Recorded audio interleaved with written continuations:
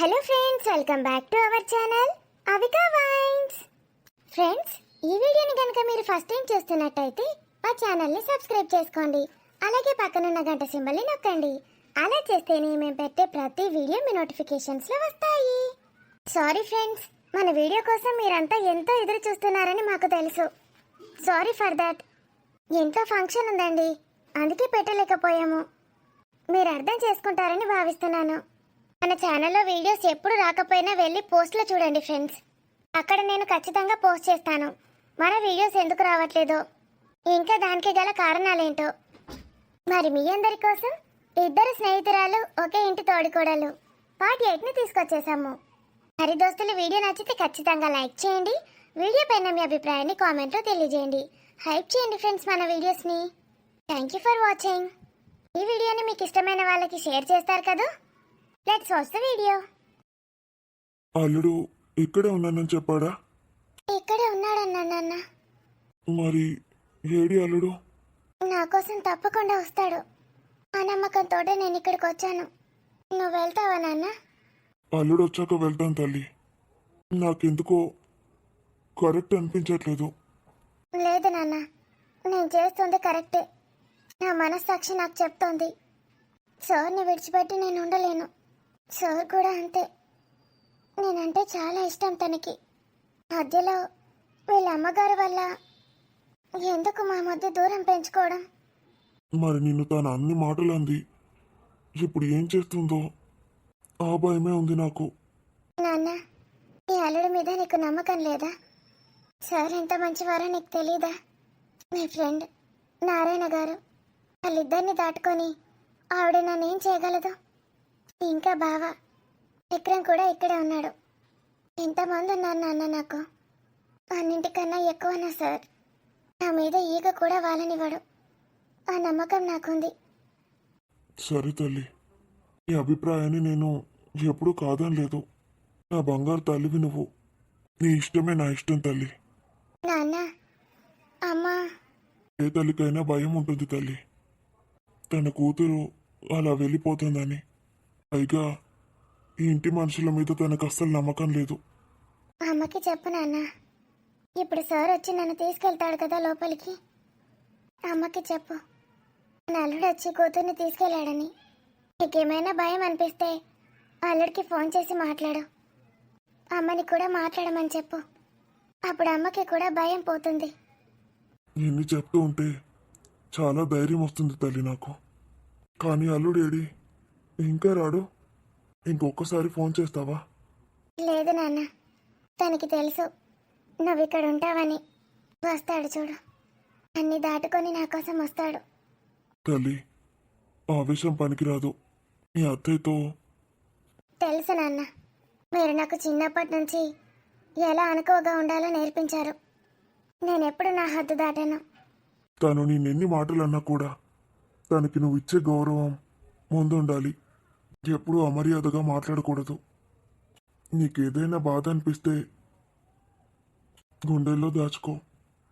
బాధ తట్టుకోలేనంతగా ఉంటే నీకు నేనున్నాను, అమ్ముంది. నాకు సార్ ఉన్నాడు నాన్న. అతన్ని దాటుకొని నేను మీ దగ్గర వరకు రాలేను. అతనే నాకు కొండంత ధైర్యం. నీ మావయ్య చాలా మంచివారు. అసలు ఇంట్లో ఉన్న వాళ్ళందరూ మంచివారే. కానీ ఈవిడికే కొంచెం డబ్బు అహంకారం ఎక్కువ అని అతను చెప్తూ ఉంటాడు నారాయణ. మనం పేదింటి వాళ్ళం. నువ్వు వీళ్ళింటికి కోడలుగా వెళ్తున్నావు. ఆమె ఇష్టాలకి విరుద్ధంగా. కొంచెం ఆలోచించు తల్లి. ఆమె రియాక్షన్ ఎంత కఠినంగా ఉంటుందో. తొందరపడి ఏ నిర్ణయం తీసుకోవద్దు. నువ్వు తన స్థానంలో ఉండి ఆలోచించు. నీకేమైనా జరిగితే ఈ తండ్రి గుండె తట్టుకోలేదు తల్లి. అవును తల్లి, పైకి నాన్న ఎంత గంభీరంగా కనిపించినా లోపల మాత్రం నా చిన్ని తల్లిని ఇలా విడిచిపెట్టి వెళ్ళాలంటే మనసు ఒప్పట్లేదు. ధైర్యంగా ఉండాలి నాన్న. ప్రతి ఆడపిల్ల ఎంతో ధైర్యంగా ఉండాలి తల్లి. ఆ మహాశక్తి స్వరూపంలో మారాలి. అప్పుడే ఈ ప్రపంచంలో ఆడపిల్ల బ్రతకగలదు. అల్లుడు, అల్లుడు వచ్చాడమ్మా. మధు, అల్లుడికి నేనేం చెప్పలేను తల్లి. నువ్వు వెళ్ళు నాన్న.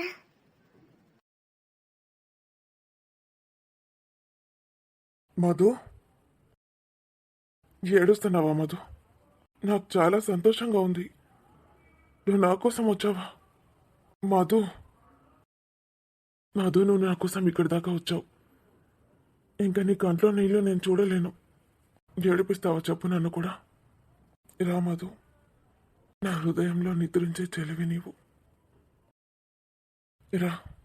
నువ్వు అలా బొంగమూతి పెడితే ఎలా చెప్పు?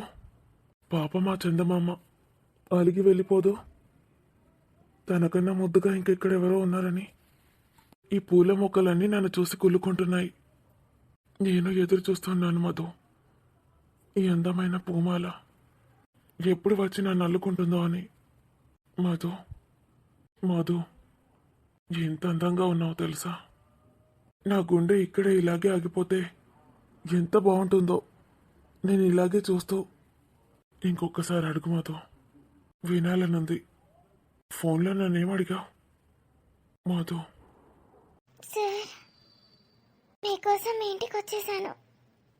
నన్ను తీసుకెళ్ళిపోండి సార్. నేను ఇంకెక్కడికి వెళ్ళను. మీ దగ్గరే ఉండిపోతాను. మధు, నేను నా గుండెల్లో పెట్టి చూసుకుంటాను. I love you Vinay. Madhu, I love you so much Madhu. Sorry Vinnu. దేనికి? నేను బాధ పెట్టాను కదా ఫోన్ బ్రేక్ చేసి. నువ్వు ఇప్పుడు నా కోసం వచ్చావు కదా. ఇప్పుడు నా జీవితానికి ఇంకా ఏ సారీ అవసరం లేదు. నా జీవితానికి సరిపడా సారీ ఇచ్చేసావు. ఇంకెప్పుడు నన్ను సారీ అడగొద్దు. నేనే నిన్ను అడుగుతాను. Thank you so much Madhu. Madhu, నువ్వు నన్ను వినయ్ అని పిలిస్తే బాగుంది. అలాగే పిలుస్తాను. ఎప్పుడు సార్ అనే పిలుస్తాను. ఎవరు లేనప్పుడు మాత్రమే వినయ్ అంటాను. ఎంత ధైర్యం మధు నీకు. ఇలా వస్తావనుకోలేదు. తప్పు చేశానా?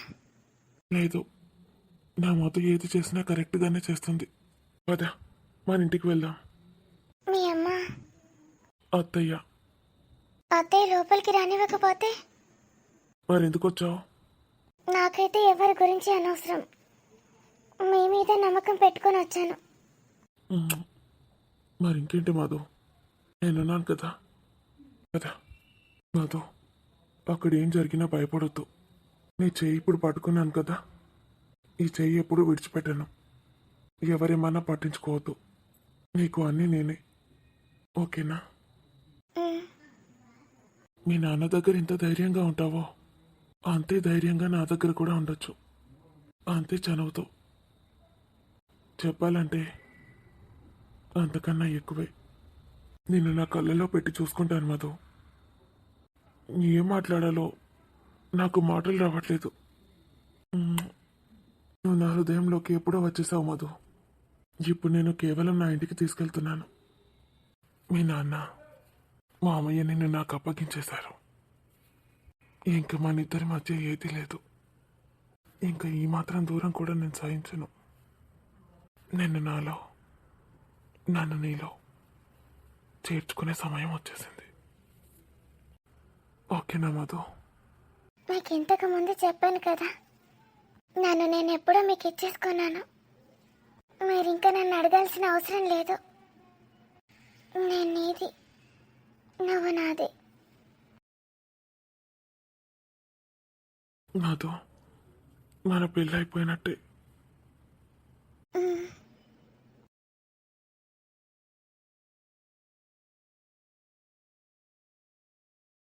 విక్కీతో నేను అసలు అలా మాట్లాడేదే లేకుండే. అమ్మో, ఎన్ని మాటలు అన్నాడు. అన్ని గుండెల్లో గుచ్చుకునే బాణాలే. నిన్ను వదిలిపెట్టి ఉండడం చాలా కష్టం రా. అలాంటిది నువ్వెవరి దగ్గరైనా ఉంటే నేను ఒప్పుకుంటానా? చంపైనా ఫోన్ లిఫ్ట్ చేయట్లేదు, దొంగ వెధవ. నాకెప్పుడు తెలుస్తుంది? వాడు అన్నిసార్లు ఫోన్ చేశాడు నాకు.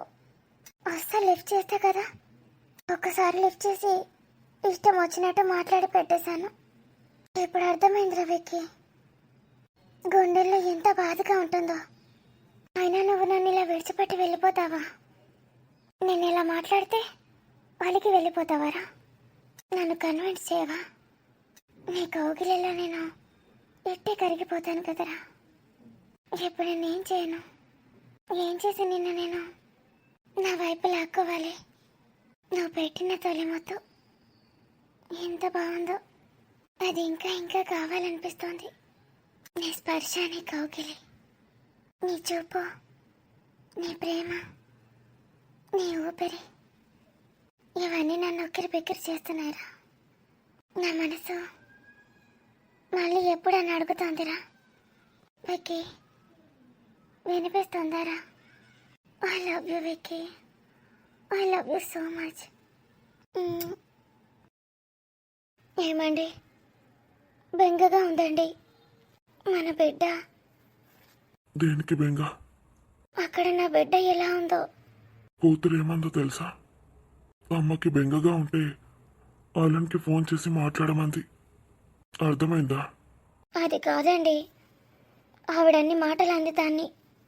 ఇప్పుడు ఏకంగా అక్కడికే వెళ్ళిపోయింది. అల్లుడు బయటకు వచ్చి తీసుకెళ్ళిపోయాడు.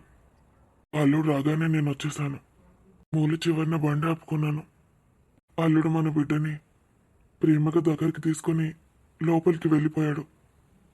అంతే, నేను వచ్చేసాను. అంతకంటే మనకి ఇంకేం కావాలి? మోసగాడి అయితే ఇంటికి తీసుకెళ్ళాడు కదా. నాకు అతను చాలా నచ్చాడండి. ఎంత బాగా మాట్లాడతాడో నాతోని. అప్పుడే వరుసలు కలిపాడు. అత్తయ్య అని ఎంత ప్రేమగా పలకరిస్తాడో. నీ కూతుర్ని నేను పువ్వుల్లో పెట్టి చూసుకుంటాను అత్తయ్య అని ఎంత బాగా వేడుకున్నాడు. నాకు ఒక్కటే ఒక భయం, నా కూతుర్ని ఆమె ఏమైనా అంటుందేమోనని. సత్య, మన కూతురికి అక్కడ అండగా ఎంతమంది ఉన్నారో తెలుసా? ఆ ఒక్క సావిత్రమ్మ ఒకవైపు నిల్చుంటే అక్కడ అందరూ నా బిడ్డ వైపే నిల్చుని ఉంటారు. నా అల్లుడు వినయ్ బాబు, నీ మేనల్లుడు విక్రమ్, నా స్నేహితుడు నారాయణ, ఇంకా మన కొడుకు. మర్చిపోయావా? సూర్య కూడా అక్కడే ఉన్నాడు. ప్రియా, ఎంతమంది ఉన్నారో చూడు. మన కూతురికి రక్షణగా ఇంకా మన కూతుర్ని అనేవాళ్ళు ఎవరు? తల్లి కూతుర్లు ఇద్దరు తప్ప ఇంట్లో వాళ్ళందరూ మంచి వాళ్ళే కదా. చాలా అంటే చాలా. ఈమె క్యారెక్టర్కి వాళ్ళందరూ వ్యతిరేకం. బిడ్డ ఫోన్ చేస్తుందంటారా? ఇప్పుడా? ఉమ్, ఇప్పుడే వద్దు. కావాలంటే నీ మేనల్లుడు విక్రమ్కి ఫోన్ చేసి మాట్లాడు, అంతా బాగానే ఉందా లేదా అని. మంచి విషయం చెప్పారండి. ఇప్పుడిప్పుడే కూతురు లోపలికి వెళ్ళింది కదా, కాసేపు అయ్యాక ఫోన్ చేయి. ఉమ్, వాడికి ఫోన్ చేసి నా కూతురు క్షేమంగా ఉందంటేనే నేను పడుకుంటాను. నా కూతురిక లేదు, నాకు నిద్ర అయితే పట్టదు. ఏమండి, మనం ఎప్పుడు సంతోషించాల్సిన సమయం. ఇలా బాధపడతారా చెప్పండి? ఇంత మంచి సంబంధాన్ని మన కూతురికి మనం ఇవ్వగలమా? లేదు, కానీ ఏ జన్మలో ఏం పాపం చేసుకున్నాను. కొడుకు కూడా వెళ్ళిపోయాడు. ఇప్పుడు నువ్వు, నేను, మా అమ్మ, అంతే. అల్లుడు ఒకసారి ఏమన్నాడో తెలుసా? అత్తయ్య, మీకు మా అమ్మ మీద అనుమానం ఉంటే నేను మీ కూతురితో పాటు ఇక్కడే ఉంటాను అత్తయ్య అన్నాడు. వినయ్ బాబు అన్నాడా? ఉమ్, ఎంత మాట్లాడాడో నాతో. నేను ఒక్క మాట కూడా మాట్లాడలేదు, కానీ నాకు ఎందుకో అతనితో మాట్లాడాలనుంది. అల్లుడు అని నోరారా పిలవాలనుంది. వస్తాడులే. మన కూతుర్ని మనకు చూపించకుండా ఎన్ని రోజులు ఉంటాడు? ఖచ్చితంగా తీసుకొచ్చి మన కూతుర్ని చూపిస్తాడు చూడు. మనం ఇక్కడే ఉండమంటే ఉండిపోతాడా? పాపం, ఇక్కడ ఎలా ఉంటాడు చెప్పు? పట్టుపరుపుల్లో పెరిగినవాడు మన కూతుర్ని రాణించేశాడు. మనం అతనికి ఎంతో రుణపడి ఉంటాం. చాలా అంటే చాలా సంతోషంగా ఉందండి. ఇక నాకేమైనా పర్లేదు. అలాంటి అశుభాలు ఎప్పుడూ మాట్లాడొద్దు. నీకేమైనా అయితే నన్ను ఎవరు చూసుకుంటారు చెప్పు? నాకేమైనా అయితే నువ్వు ఇక్కడే ఉంటావా బావా? నాతో పాటు వచ్చేవా? నిన్నెక్కడికి వెళ్ళనివ్వను, నాతో పాటే ఉంచుకుంటాను. ఇగో నువ్వు నీ కొడుకును ఏమైనా అడుకో ఏమైనా చేసుకో. నా కొడుకు విక్కీ గానితోటి నీకు సంబంధమే లేదు.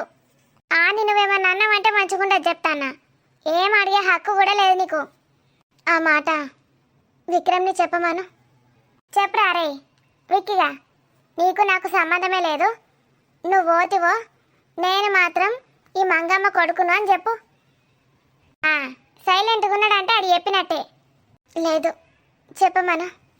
రే చెప్పురా, ఏమో బాగా రెచ్చిపోతుంది అది. గది నిన్నేం అడుగుతుందిరా?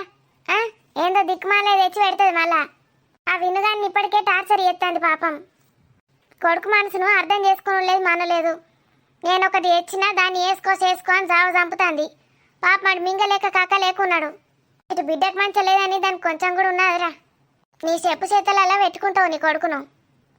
పెట్టుకుందామని చూస్తావు, అన్నీ తొక్కి తొక్కి పెడతావు పాపం కొడుకును. దానికి నేను స్వేచ్ఛనిస్తా. అది ఏదంటే అదే. తను తెత్త ఎదిగిన పిల్లగాన్ని ఇంకా అణచివేయాలని చూస్తావా? దీనికేందో మీటింగ్ పెట్టింది, చీకటి అయింది, నాకు ఇప్పుడు ఆకలి అవుతుంది. నేను సపడెక్క పోతాన్నా. అరే విక్కి పారా, వీళ్ళు ఇట్లే కూర్చొని. మా అన్న కూడా గట్లే, అదేది చెప్తుంది హిహి అని వింటాడు. నువ్వు చెప్పంగానే వినడానికి నేను ఎవరిని అనుకుంటాను? మంగమ్మను. అర్థమైందా? మా అన్నింటాడు కావచ్చు, నీ కొంగు పట్టుకొని తిరుగుతాడు కావచ్చు. నేను అసంటిదాన్ని కాదు. నేను నా కొడుకు విక్యానికి బెస్ట్ పెండ్లాన్ని తీసుకొస్తా చూడు. నాకు ఇప్పటికీ ఇంకా సమాధానం రాలేదు. ముందు విక్రమ్ని ఆ మాట చెప్పమను. విక్రమ్ నోటితో ఆ మాట చెప్పించు. అమ్మా, అమ్మ ఏది చెప్తే అదే. ఏంద్ర నాన్న?